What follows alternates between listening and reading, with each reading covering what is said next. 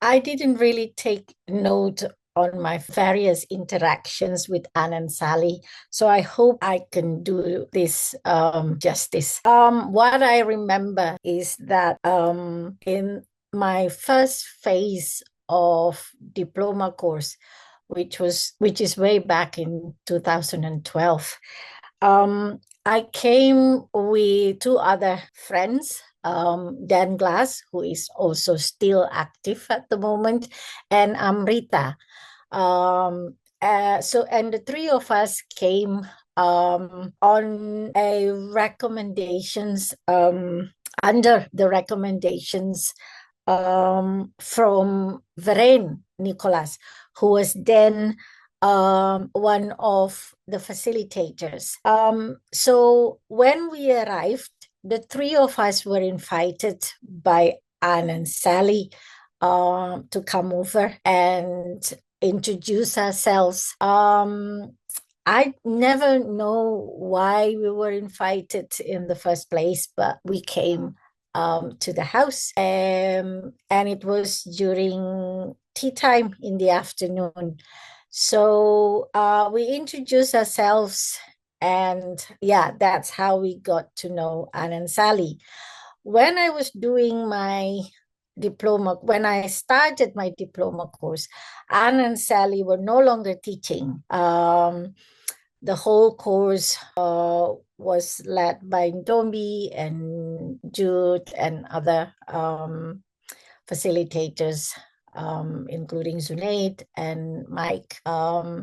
So I didn't really have as much or as many interactions with Anne and Sally by comparison or compared to the previous graduates. But yeah, I mean, in various short and brief interactions, one that stays with me is my very short interactions with Anne in particular when she was not well.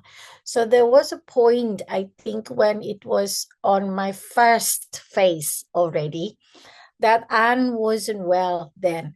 I didn't know, I can't remember the illness she was sitting with then. But what I remembered was that what I remember was the time when I came to visit her, and she was in the back room of the house facing the back garden. And yeah, I mean, we always walk past by the house when we go to shopping or go to the beach and all that.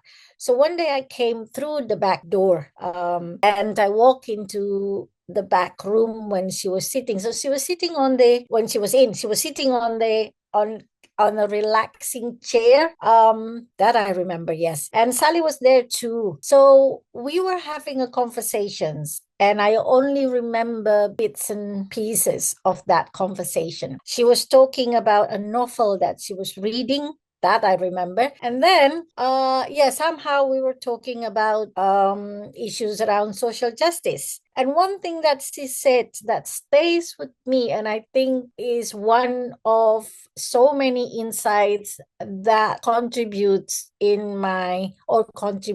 to my learning journey, is when we talk about poverty. And what she said then was the root cause of poverty is greed. And I was like, oh God, we've been talking a lot about structural issues, underpinnings, or the structural underpinnings of poverty, but rarely we talk about human conditions, and that includes greed, jealousy, and all of that. And yeah, it stays with me. I walked out of that conversation with that insight that I take seriously. And from then, I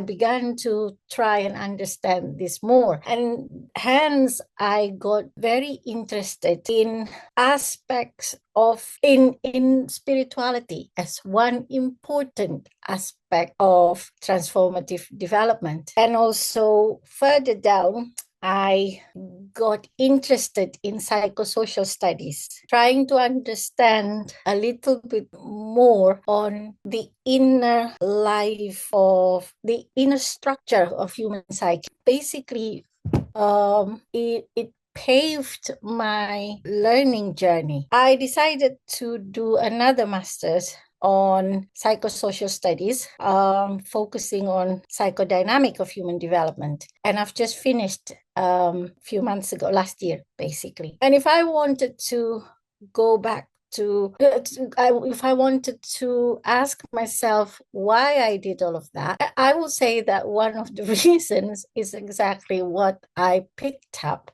from that conversation with Anne. So yeah, poverty is structural, but beyond that, it is also spiritual and it is also psychological. I think that's one thing about Anne that I can talk from my experience. It's a profound experience and it will stay with me.